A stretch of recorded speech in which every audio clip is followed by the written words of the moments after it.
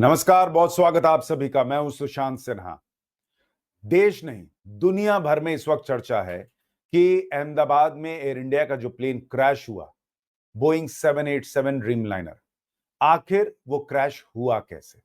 क्या वो सिर्फ हादसा है या कोई साजिश का एंगल भी हो सकता है? और आज इस वीडियो में आपको वो जो तमाम कारण बताए जा रहे हैं उसके बारे में एक एक चीज बताऊंगा।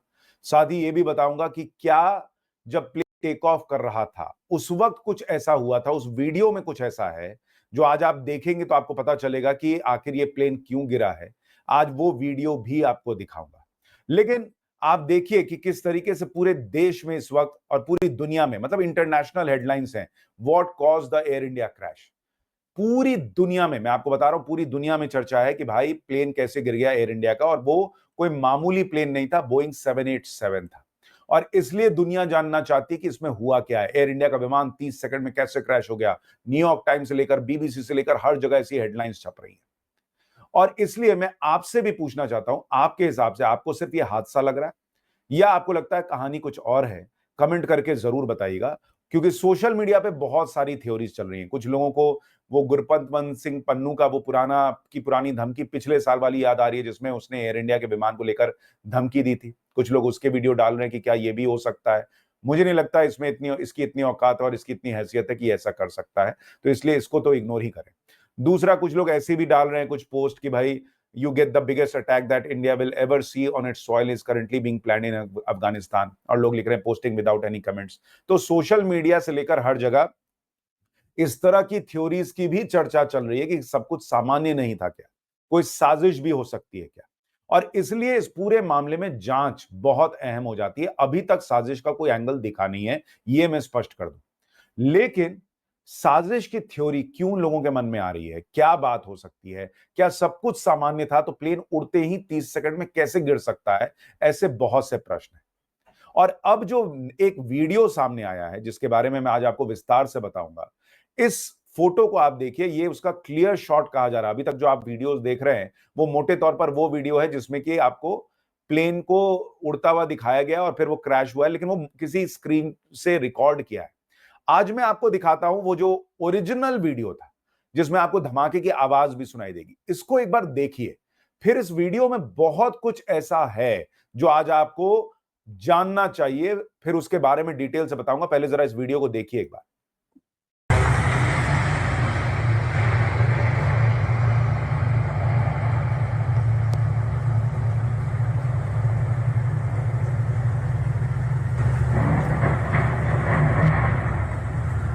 तो ये वो वीडियो है जो कि ओरिजिनल वीडियो है जो किसी ने रिकॉर्ड किया था, और इसमें धमाके की आवाज भी सुनाई दे रही है। लेकिन उसके अलावा भी कुछ है जो आज आपको देखना चाहिए, जिसके बारे में आगे बात करूंगा। लेकिन आप इस मामले की गंभीरता को समझिए कि खुद प्रधानमंत्री नरेंद्र मोदी अहमदाबाद पहुंचे हैं और उन्होंने इस पूरे घटनाक्रम का जायजा लिया कि हुआ क्या है। उनको एक एक डिटेल समझाई गई है, बताई गई। गृह मंत्री अमित शाह तो कल पहुंचे ही पहुंचे थे। लेकिन अब मैं आता हूं कि अलग अलग थ्योरीज क्या चल रही हैं और इस वीडियो में है क्या जो मैं आपको बताना चाहता हूं। देखिए, कुछ लोग कह रहे हैं, चर्चाएं जो चल रही हैं, जो सवाल उठ रहे हैं कि क्या फ्यूल कंटेमिनेशन हो गया था। भाई, जो जेट का इंजन था उसमें कुछ गड़बड़ी थी, क्योंकि कई एक्सपर्ट्स का कहना है कि अगर तेल में गड़बड़ी हो जाए, उसमें कंटेमिनेशन हो जाए, मिलावट हो जाए, तो इंजन सीज कर जाते हैं। तो क्या इसकी वजह से जो, और या फिर कुछ लाइन में जाम हो गया था जिसके वजह से ईंधन नहीं पहुंचा, और जो है वो दोनों जो इंजन है वो एक साथ जो है वो कोलैप्स कर गए। लेकिन बहुत सारे लोगों का कहना है कि ये भी संभव नहीं है कि दो दो इंजन, ये ट्विन इंजन विमान था, तो दो दो इंजन एक साथ उड़ते ही फेल हो जाए, ये कैसे संभव है? दूसरी एक बड़ी बात जो कही जा रही है कि भाई गाड़ी जब हम चलाते हैं तो हम क्या करते हैं, हम एक्सीलरेटर दबाते हैं, गाड़ी आगे बढ़ती है। प्लेन के लिए कहा जाता है कि पायलट क्या करता है कि पूरा थ्रस्ट दे के रखता है और ब्रेक पर से धीरे धीरे पैर हटाता है। तो इससे दो चीजें होती है, पूरा थ्रस्ट दे दिया तो आपको पता चल रहा है कि दोनों इंजन काम कर रहे हैं नहीं कर रहे हैं। और जब आप ब्रेक से पैर हटाते हैं, और सोचिए ब्रेक कितना स्ट्रांग रहता है कि पूरा आपने पावर दे रखा है इंजन को, लेकिन ब्रेक उसको रोक के रखता है। तो जैसे आप ब्रेक से पैर हटाते हैं वो उड़ना शुरू होता है। तो दोनों चीजें चेक हो जाती है। तो जब ये चेक हुआ तो 30 सेकंड में प्लेन कैसे गिर गया, ये बड़ा सवाल है। उसके बाद कुछ लोग कह रहे हैं कि भाई दूषित ईंधन का दूषित होना, पाइपलाइन में रुकावट होना, ये एक वजह हो सकती है। लेकिन अभी तक कहा जा रहा है कि जो प्लेन को उड़ता हुआ देखा गया उसमें डबल इंजन फेलियर का कोई ठोस प्रमाण कुछ लोगों को नहीं दिख रहा है, कुछ लोगों को दिख भी रहा है। लेकिन इतना जरूर कहा जा रहा है कि ये दुर्लभ नहीं, बहुत ही दुर्लभ, रेयरेस्ट ऑफ रेयर का बाप मामला है अगर दोनों इंजन एक साथ फेल कर रहे हैं। पर अगर एक साथ फेल किए तो किए कैसे, ये सवाल है। कुछ थ्योरी चल रही है हीट कंसिडरेशन, कि भाई गर्मी थी इस वजह से हो सकता है, और विमान चूंकि बहुत बड़ा था, भारी था, तो गर्मी ऐसे होने पर कई बार क्या होता है, इतना सारा ईंधन भरा हुआ है, लोग उसमें भरे हुए हैं, उनका सामान भरा हुआ है, प्लेन जो है वो टेक ऑफ नहीं कर पाया। और कहा जा रहा है कि कल 100 डिग्री फ़ारेनहाइट यानी करीब 37-38 डिग्री अहमदाबाद में टेम्परेचर था। लेकिन सवाल है कि यही टेम्परेचर तो बाकी विमानों के लिए था, और देश के अलग-अलग हिस्सों में जो ड्रीमलाइनर उड़ता है वो इतने 37-38 डिग्री तो भारत के लिए कोई बहुत बड़ी बात नहीं है। दिल्ली में कल 47-48 डिग्री टेम्परेचर था, उसमें भी बोइंग के विमान उड़े होंगे। तो ये कैसे संभव है कि 37-38 डिग्री में विमान जो है वो टेक ऑफ नहीं कर पाए, ये प्रश्न उठ रहा है। कुछ थ्योरी पक्षी से टकराव को लेकर चल रही है, लेकिन भाई ये बात सही है कि अहमदाबाद, जहां पर गुजरात में अहमदाबाद है, वहां पर 5 सालों में 462 पक्षी टकराव की घटनाएं दर्ज हुई और मेजरली अहमदाबाद हवाई अड्डे के आसपास ही हुई है। लेकिन प्लेन से अगर पक्षी भी टकराएगा तो कुछ धुआं तो निकलेगा, कुछ तो होगा। एकदम टकराया और प्लेन गिर गया, वो भी इतना बड़ा प्लेन, ये कैसे संभव है? और एटीसी जब अप्रूवल देता है तो वो सब देख दाख के देता है भाई कि कोई प्लेन कोई पक्षी वक्षी तो नहीं आ रहा। तो ये भी बहुत हल्का मामला लगता है कि इस तरह से ऐसे कुछ हो सकता है। फिर क्या हो सकता है? कई लोग कह रहे हैं कि क्या रैम एयर टरबाइन एक्टिव हो गया था। अब ये रैम एयर टरबाइन जो होता है, ये क्या होता है? दरअसल 2 इंजन लगे होते हैं, और जब अगर दोनों फेल हो जाए तो रैम एयर टरबाइन जो है वो एक्टिवेट होता है, कहा जाता है, जो आपातकाल के लिए बैकअप टरबाइन की तरह होता है। वो कुछ इस तरह से दिखता है, आप इसको देखिए कि एक, जैसे आपने ड्रोन में देखा होगा कई बार, वो इंजन के आसपास आप देखेंगे कि इस तरह से पंखा लगा रहता है, उस तरह की तस्वीर होती है। और ये घूमना शुरू करता है, और ये पहले हो चुका है कि इसके जरिए विमान की सेफ लैंडिंग करा ली गई। तो क्या एयर इंडिया का जो विमान गिरा उसमें भी ये रैम एयर टरबाइन जो है वो एक्टिवेट कर दिया गया था? ये क्यों कहा जा रहा है, इसको समझने के लिए आपको कल जो विमान क्रैश हुआ है उसका एक वीडियो दिखाता हूं, जो मैंने अभी आपको दिखाया था। इसमें आप सुनिएगा, आपको घां करके एक आवाज सुनाई देगी। जरा इसको गौर से सुनिए, फिर मैं आपको इसकी कहानी बताता हूं।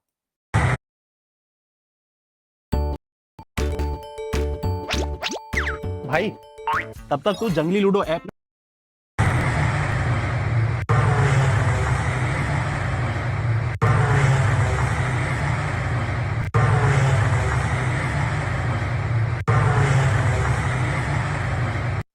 तो आपने ध्यान दिया, ये अजीब सी घों करके आवाज जो है वो सुनाई दे रही है।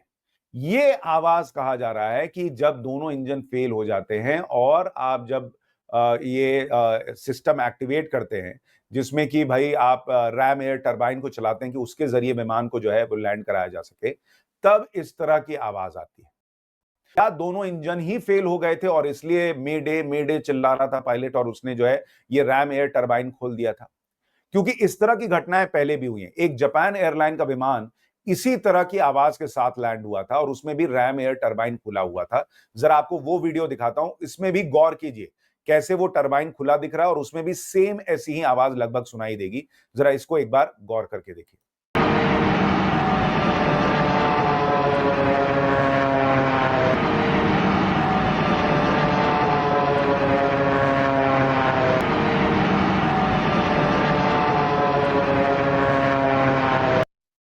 और ये सिर्फ जापान एयरलाइन की बात नहीं है, मैं आपको एक और वीडियो दिखाता हूं।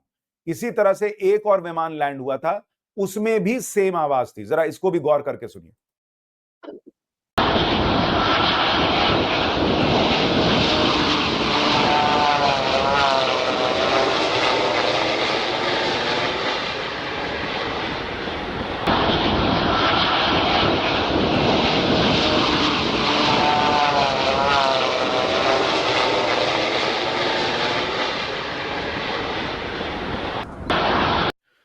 गौर किया आपने? यानी आवाज जो है उसको लेकर सवाल उठ रहा है कि क्या वाकई में रैम एयर टरबाइन खोलने की नौबत आ गई थी। लेकिन उससे भी बड़ा प्रश्न ये है कि ये हुआ या नहीं हुआ, अभी जांच में पता चल जाएगा, क्योंकि अमेरिका की जो एक्सपर्ट एजेंसी है वो भी कह रही है हम जांच में सहयोग करने को तैयार हैं। भारत ने ऑलरेडी जांच के आदेश दे दिए हैं। तो 30 सेकंड में दोनों इंजन फेल कैसे हो गए, और अगर रैम एयर टरबाइन